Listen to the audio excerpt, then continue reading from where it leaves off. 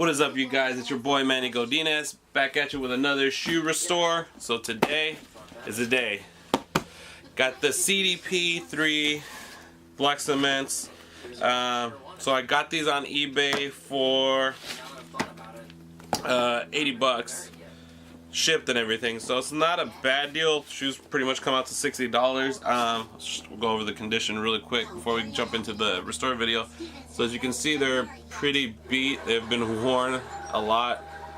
Tons of cracking, dirty, just pretty much everything you can think of. But overall, if you look at the heel drag, it's pretty even. So the shoe isn't really worn out too bad. It's mostly just dirty and cracked and things like that. So what we're gonna do today is remove all the dirt off of it first of all. So we're gonna use some Reshoevn-Ator to get that out. But if you look at it, the elephant print's a completely different color than what it's supposed to be because it's so dirty. It's like a dark gray and it's supposed to be a light gray.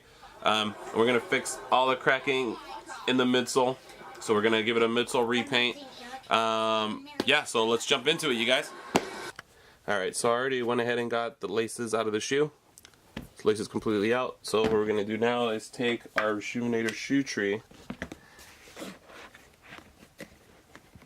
pop it into the shoe. Oh, I think there might be something stuffed in the front.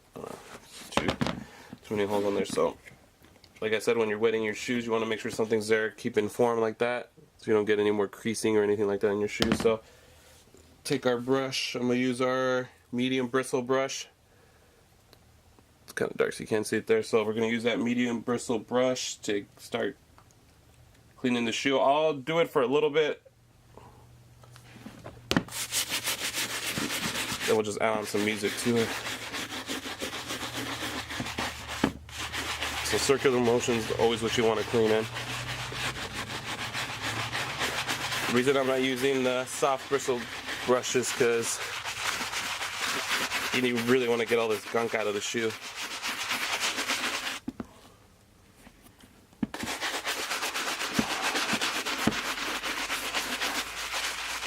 And make sure you get every piece of the shoe.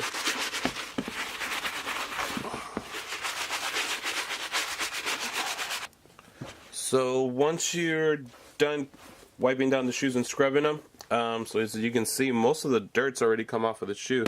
So shoe already looks a lot better than what it did before. Alright, so next thing you can do, there's two things you can do. You can either use paint stripper or acetone. So this is the brand of paint stripper I use, or you can use acetone to strip these midsoles. Just you got to be really careful with either one of these. You don't want to apply too much of it. It will eat away your midsoles and leave pores in it. So when you paint it, it won't be a clean paint job and won't look factory. What I like to do on an old midsole like this, keep in mind this shoe's from, let me get the exact date, but this shoe is from 2008. So it's a lot older shoe. If the midsole's like from 2011 and up, I feel like they're a lot more durable than something that's older like this. So what you would want to do is the fingernail method. So as you can see here, let me try to close it up. If you just take your fingernail and rub it down on the paint, a lot of these paints that are already starting to chip, it comes right off. Like, see, like I'll have it, pick that up. Let's see if it focuses on there. Focus in a second, but yeah, so see, this is already coming off. All I gotta do is take my fingernail to it. You don't even have to apply any pressure. You pretty much just rub it back and forth really quick, and that paint's just coming right off. So that's the method I like to do on these. It's just a little bit cleaner of a process, and then you would just take a little bit of rubbing alcohol or acetone and just rub it off through the midsole to clean up the pieces. So I'm gonna show you that here for a little bit. I'm just gonna keep on rubbing some of this off here.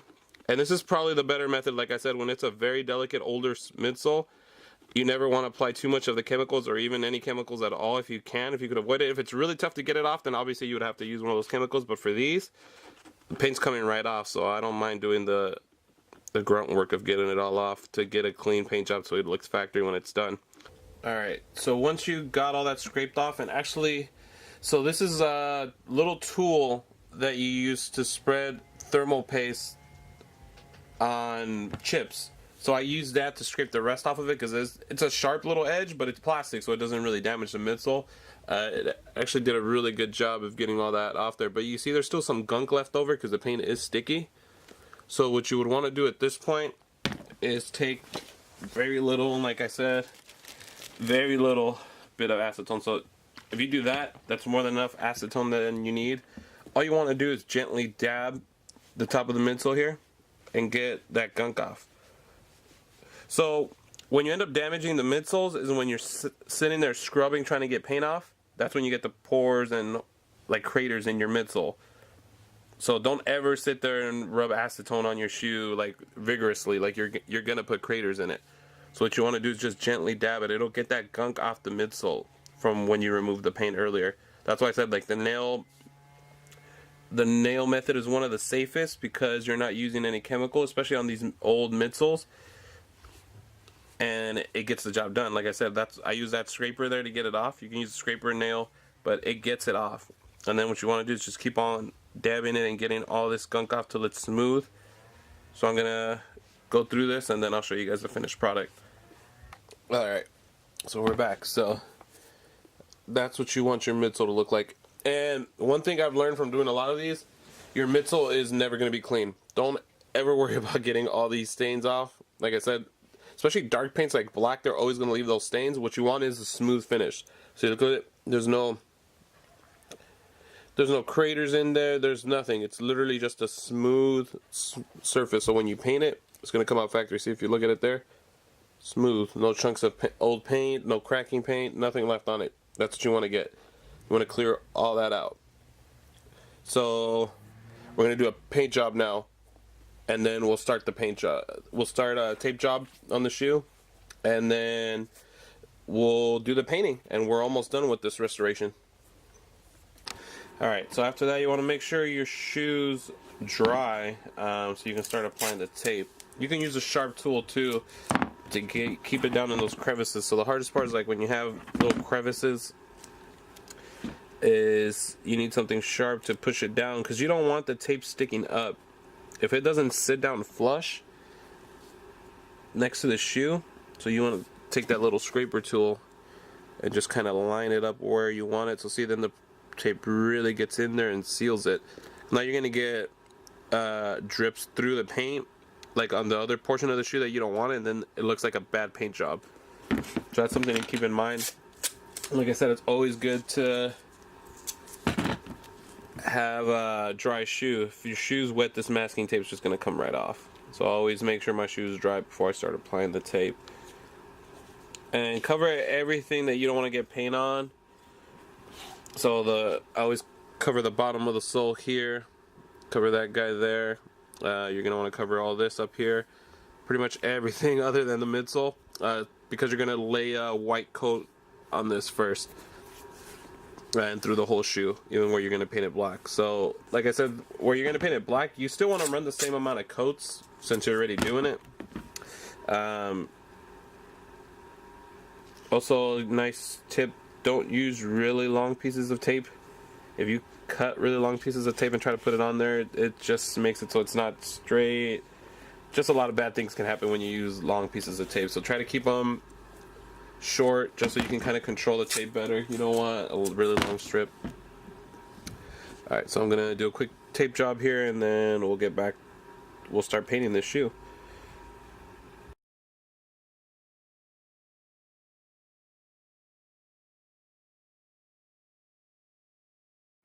Alright, so we're ready to paint now. Gonna get our Angelus flat white, a brush, and alright.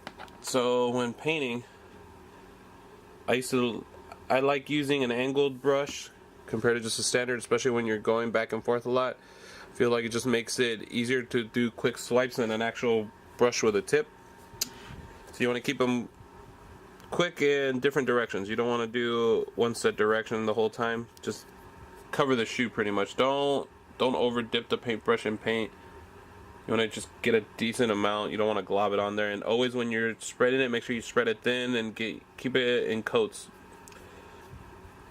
So I'm gonna go back and forth. Just spread it throughout the whole shoe. Don't sit on one spot and just keep on going back and forth on one spot. Make sure you get it all around coverage on the shoe. That's pretty much what you're gonna do. You're probably gonna want to do it six to 7 times with the white just to get a good coat on there.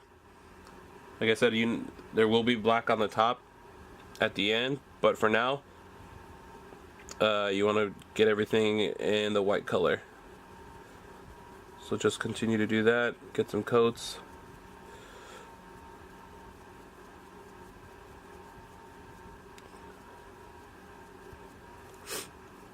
And like I said, your goal right now is just to cover as much of the surface. It'll make it easier. The more of the surface you cover on your first couple coats, it'll make it easier as you're going through to just keep on covering the rest of the shoe.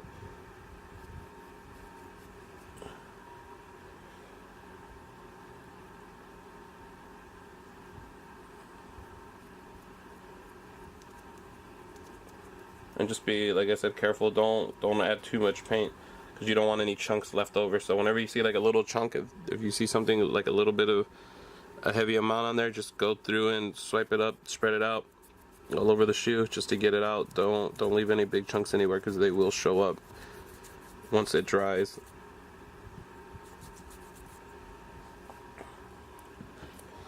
Alright, so once you've added like 5 to 6 coats, it's going to look like that. Gonna get a nice clean white finish all the way through the shoe. So then what we're gonna do is tape up the other portion of the white that we're gonna paint black. So you're gonna make sure, same thing, like I said, tape job is key. You don't want to use too long strips of tape, because like I said, it's just easier to control it when you have a smaller piece.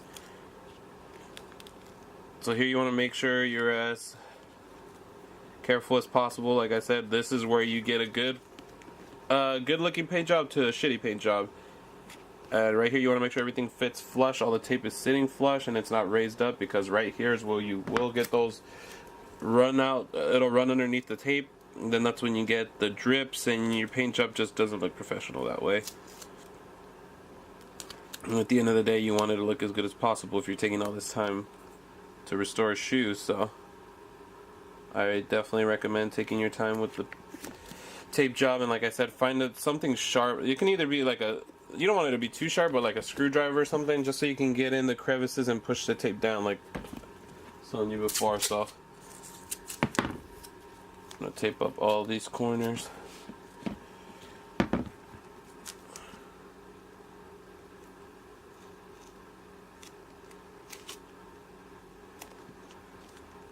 So once you're all taped up, you can take your black,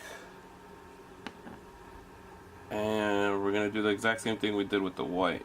It's just quick brush strokes. The reason you want to do that is just, then you won't see brush strokes. It'll just look like a normal, just flat paint job, like when you buy the shoes factory. And that's what, like I said, you want to keep it as factory as possible. So quick back and forth brush strokes.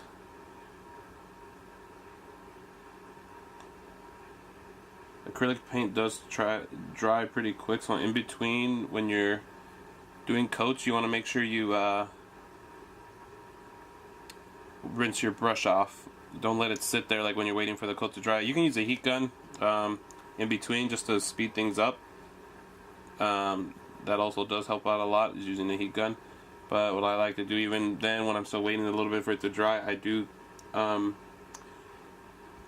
rinse my brush off to make sure I don't get the bristles to harden up. So I don't allow that to happen. So I pretty much just rinse it out after every time I'm sitting there waiting for the coat to dry. Alright, so we're just going to continue to do that through the whole shoe, and